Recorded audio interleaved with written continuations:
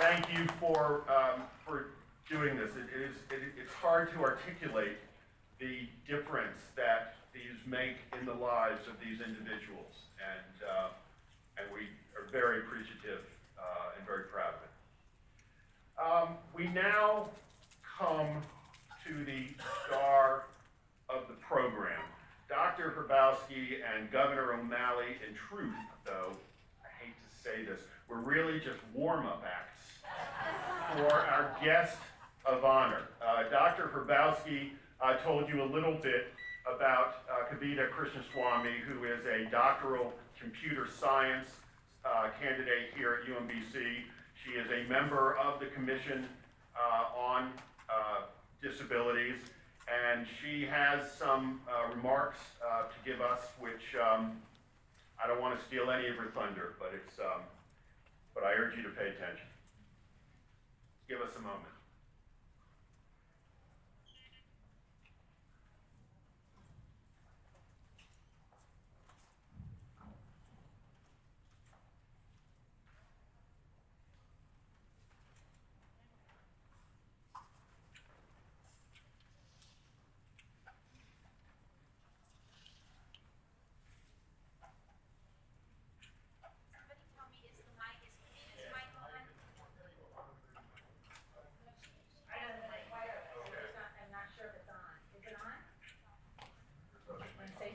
Hello?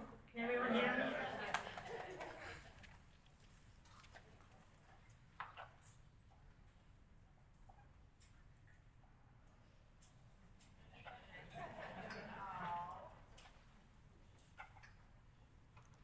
Good afternoon, everyone. Hi. Good afternoon, Governor O'Malley, Secretary Radio, President Hrabowski, and the celebrators of the 22nd 88th anniversary. I'm so honored and happy to be here and share this special occasion with all of you. Thank you. So I'm Kavita Krishnaswamy. I'm a PhD student in the Computer Science Department here at UMBC working with Dr. Tim Oates. I'm also a member of the Maryland Commission on Disabilities appointed by Governor O'Malley. The ADA has made so much progress in the last 22 years, providing equal access to people with disabilities. Equal access to education, equal access to employment, and also equal access to be equal community member. I have spinal muscular atrophy type 2. My stamina to sit for long hours is low, and I have a lot of breathing difficulties as well. Just to move my arms and legs, I need somebody's help. And I live at home with my parents, and my mother is my primary caregiver. I've made a special effort to come out here today because I want to share my thoughts, my dreams with all of you. I want to thank Secretary Radio again for helping for me to come here and all the necessary. Thank you. So my dream is the American dream.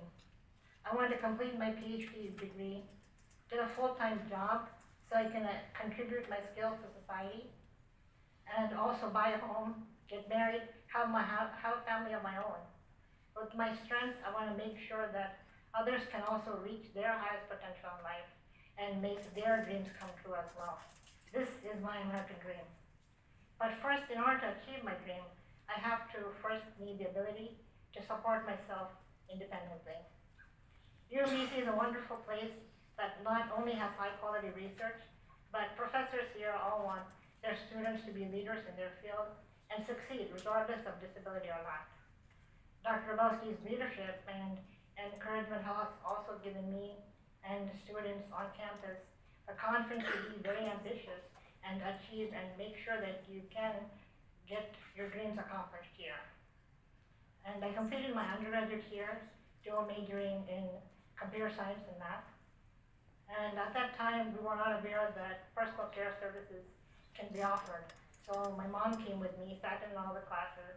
So it brings back golden memories now that I think about it. It's everybody's dream to see me succeed as well. Now I'm a PhD student, and I'm working on robotics research to help people with disabilities like myself to gain independence using this. Even after the decline of my health, though, the support of the computer science department, student support services, and the graduate school has helped me and provide the accommodations for me to attend classes remotely via Skype. And I'm very grateful for that, because even despite my disability, they never let me down. They wanted me to continue and never quit on my dreams, even when I wanted to. So I'm very thankful for that, and I want to acknowledge their support as always. And technology has also helped me through the internet. I have a summer internship now at Nexus Research. So without the internet, I feel like I can't live. I can't work. I'm sure all of you can agree with me. So technology is advancing, and it has solved many problems. But still, there isn't any technology currently that can support people as caregivers. So that's my goal. I want to try to bring some kind of technology that can help as a caregiver does. I'm 100% dependent on others for assistance.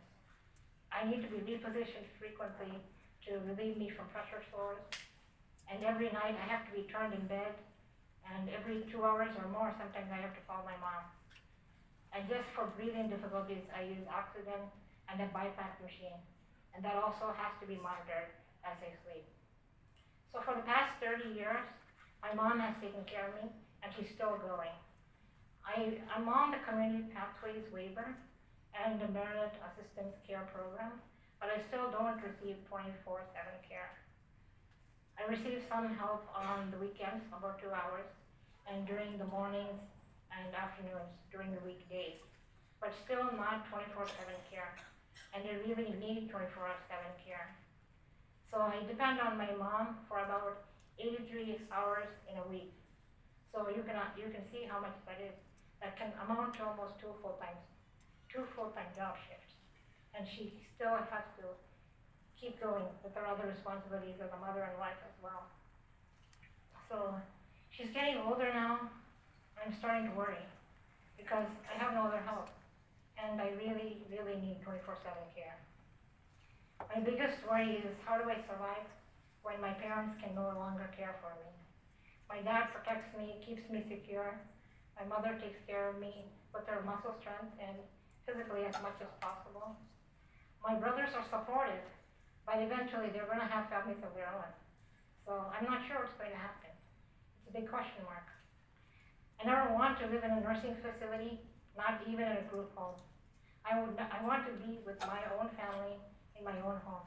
I want the independence that everybody else has and the same equal access that people have to live in their own home. And even though that I have all these things, it's a challenge to receive 24-hour care. I worry when a caregiver cannot make it to work sometimes, because currently there isn't a backup system available if somebody gets sick, or if there's a loss in the family, anything, there's no backup system available. And also the hiring process for a caregiver, it takes up to 3 weeks or more. So once one caregiver leaves, the time to wait for another caregiver to come in, it takes almost 3 weeks. So until then, people like me are left waiting for help, and we have to do something to change that. For example, my new caregiver, we met in February, but she only began work in July. So all those months I was waiting just for help. But unfortunately, just after a few days she started, she had a loss in her family. She had to take time off for a week again. Of course, this is very understandable. She needs that. But still, there should be a backup system so that we can prepare for these emergencies. Without the ADA, I would have never been able to graduate. I would have never had such big dreams in my life. The ADA has also led a powerful landmark homeschool decision that prohibits the unnecessary institutionalization of people with disabilities and to provide services for them to be in the most integrating setting possible. We need to make sure that our programs in Maryland adhere to those principles, and people that need the services at home to stay home, they receive them and they can leave and live their independent life and make sure their dreams are accomplished. So my question is, can Maryland programs support me? And when my mom can no longer assist me, allow me to be independent, productive, and a contributing citizen. My plan is to really develop breakthrough technology to support people with all types of disabilities, help them to increase their independence and increase their quality of life. And I'm very determined to increase accessibility locally in the community, nationally, and also internationally with my research. A seed that was sowed 22 years ago has now brought a positive change. It has a strong root foundation, and it's now growing into a climbing vine of hope. It's facing toward the sun with confidence that the future is bright and secure. We live in a very, very great country, and I'm very proud to be an American. May all your dreams blossom too. Thank you.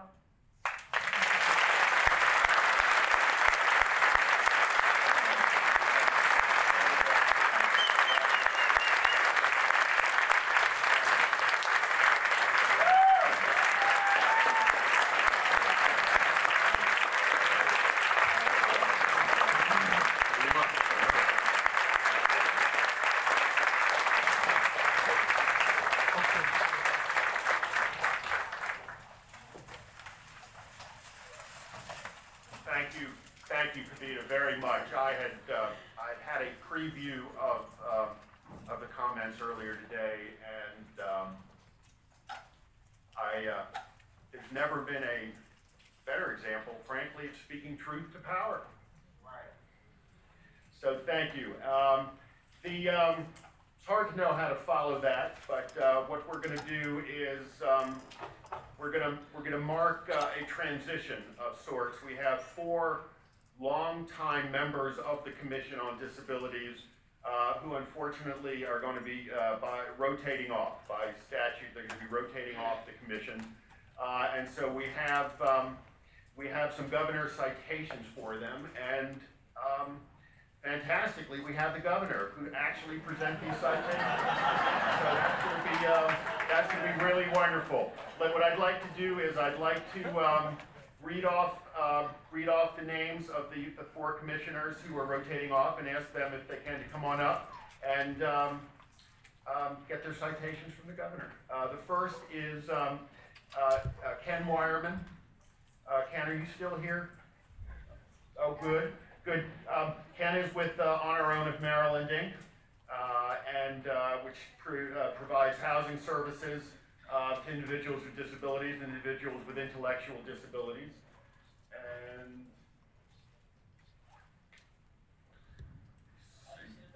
And yes, sir, I think so.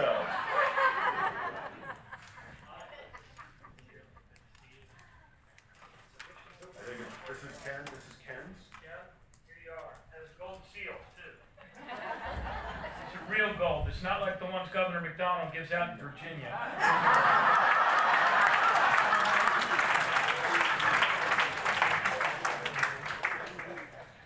The next is Dave Ward, the Future Home Foundation. Dave, who's on his way up now, was the first chair of the Maryland Commission on Disabilities. He is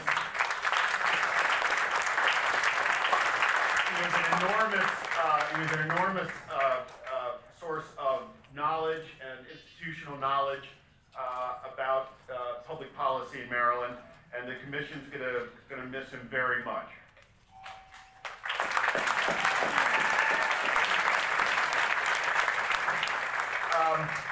The next is Juliet Rizzo. Juliet, are you? Oh, here she is. Former Miss Wheelchair America, and now working with the U.S. Department of Education, and we're going to miss her very much as well.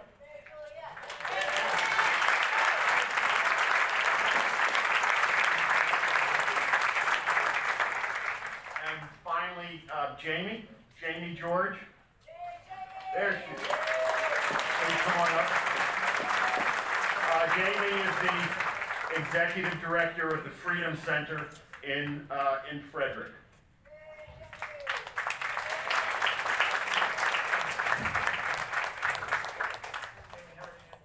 Can we have a round of applause for all the commissioners?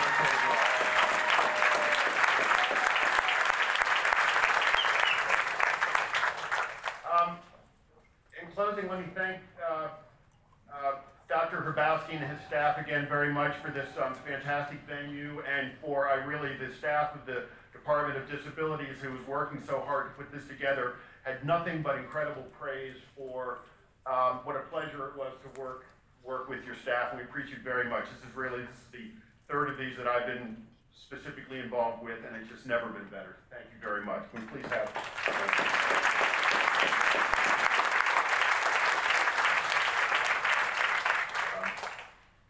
Secretary Raggio, thank you again for all that you do, and I really wish I could get you up here to make some comments, but okay. Well, thank you very much.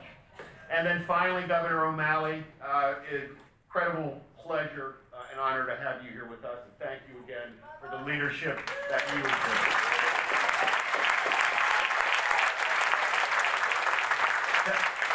Thank you again to the staff of the department for putting this together. Thank you to our sponsors and our exhibitors. Please go to their booths, buy their products, talk them up. We couldn't have done this without them. Thank you, everyone.